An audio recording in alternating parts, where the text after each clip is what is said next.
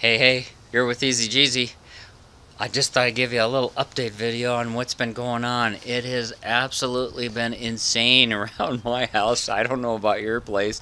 Dealing with the heat and the holiday and all the craziness. Man, there was cars lined up, double parked out here on the street, bumper to bumper all around my house because these lake people over here, we're outside the city limits and they get to shoot out fireworks, I guess, and they put on quite a show, and there's a lot of people that come into the neighborhood, and they have a lot of friends, of course, because of the water and so on and so forth. A lot of them have kids, and you know how it is when you have kids around 15, 16. Boy, the lake is a real magnet for attracting that sort of stuff. As you can see here, I've been busy in the yard.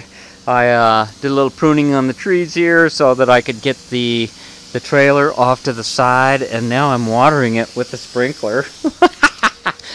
I think I'll shut that off. Okay, we are done for today on the watering.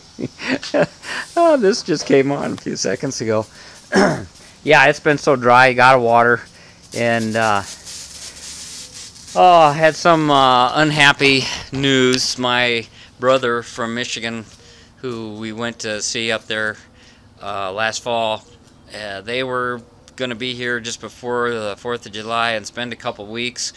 And my sister-in-law had a stroke. They were busy rushing around doing things. We don't know for sure what happened, and it's possible that she may have taken a fall and not really said anything about it.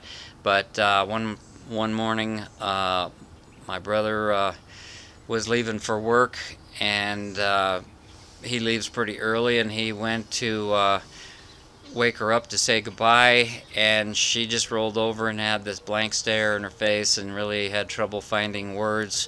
So he rushed her to the hospital, and it appears that she had some type of a stroke or something along that line. We don't know for sure, but last minute cancellation of the vacation, and that took the wind out of my sail. It made me really look at my own life and my lifestyle, and I really appreciate the good health that I do have. And it's things like this that it makes you aware of how fragile and how quickly things can change. You know, I do a lot of crazy things, and car accidents and just silly stuff can change your life real quick. So I don't know. I still haven't really gotten over it, and that was one of my motivating factors for getting this trailer done and getting it out of the way. I've been working on everything all at once. It's been hot around here, probably same as your place. I added the Kayak to the mix here. That just kind of rides up here just fine. It's hung from a strap. I got 2 kayaks, so I put in enough eye bolts, and both cars fit in here. I put this one in here just to check out my clearances and get it out of the way, because the Desert Racer seems to like to leak oil every time I move it. It's got a puddle of transmission oil, so I think the seal in the bell housing behind the throwout bearing is bad. I'll show you how to replace that.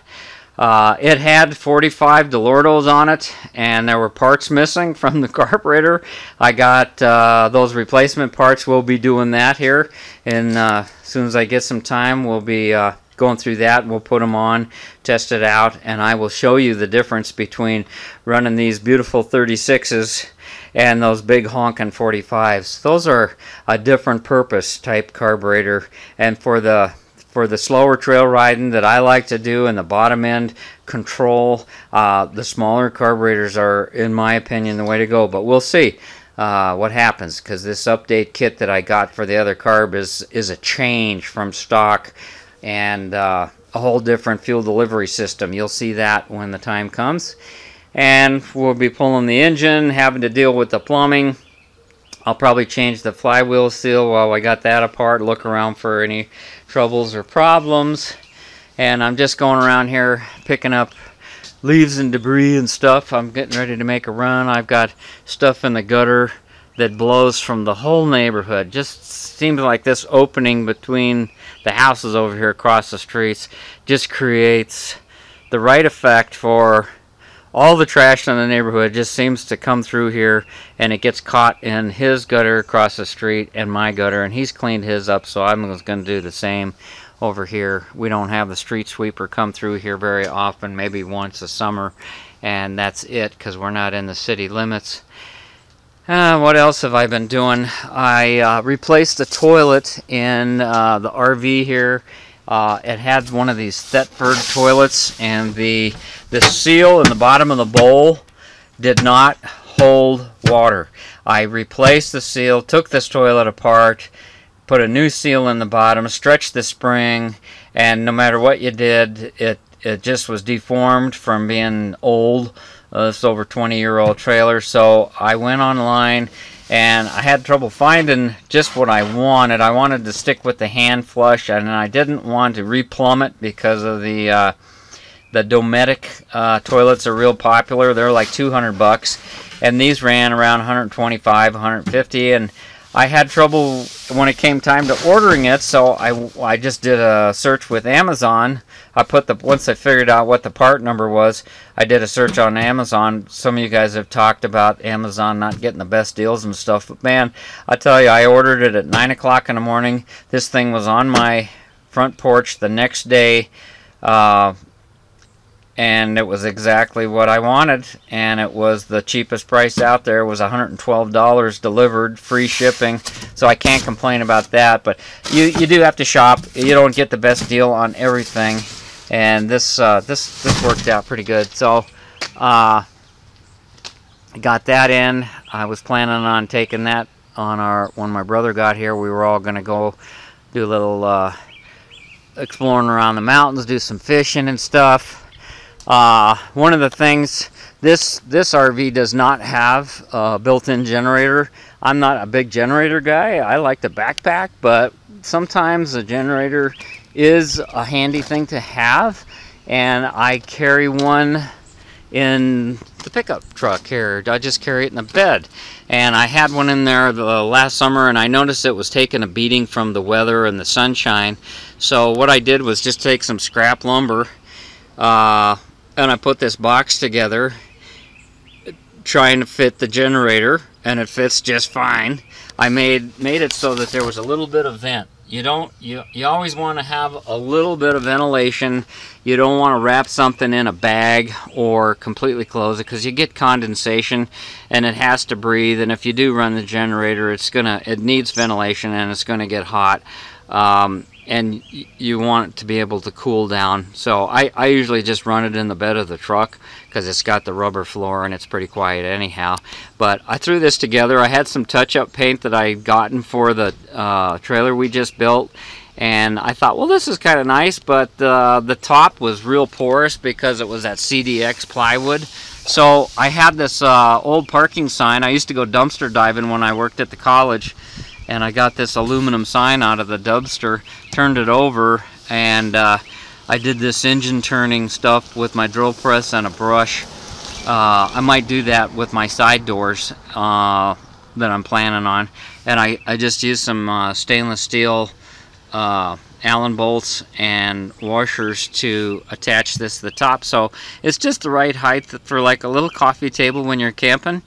It provides protection for the generator when I'm not using it, and then you can put your feet up here. If you got something hot, a camp stove or something, you can just put it right on there, and I'm not worried about it getting beat up or chipped or scratched or any of that stuff. The generator's underneath here, and it's just a box, you know. It doesn't have a floor in it, and it's probably you might have some leveling issues. I could have gotten fancy with it, but this was just simple, and I put 2 coats of that paint because it was self-priming, water cleanup, and done. So that kind of was a fun little project that I did, and I did not video. So the Baja, we went the next day after the drive-in movie. I went to use it, and the generator light was on. So it's like, ah, crap.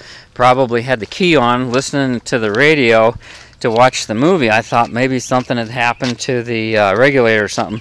But what I discovered is I came back here. I wanted to check my brushes, and the little clock spring that goes on the holds the pressure on the brush, rusted away, and the little corner edge popped off.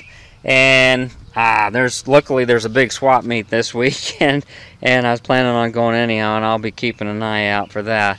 But she's been running real good, and so it's warming up fast, and I got all this junk in the gutters here. I'm gonna make a load to the dump with all this junk, so I want to get started. See how this stuff just collects over here? Isn't that crazy? It ain't whining. I like my house, and I like where it is. And I've got trees. I mean, my trees are as guilty as anybody's for leaving all this junk here, but I thought I'd go down and clean out this gutter here and get things squared away. So that's what I've been up to, and why I haven't been posting any videos lately. I've been real busy, but I just haven't been sharing some of the daily stuff. Check my mail while I'm out here, and it's been real hot. Been getting some afternoon rainstorms, and it's supposed to be a little cooler today, so I gotta get at it. Thanks for watching, thanks for subbing. Hope you have a good day. Easy Jeezy.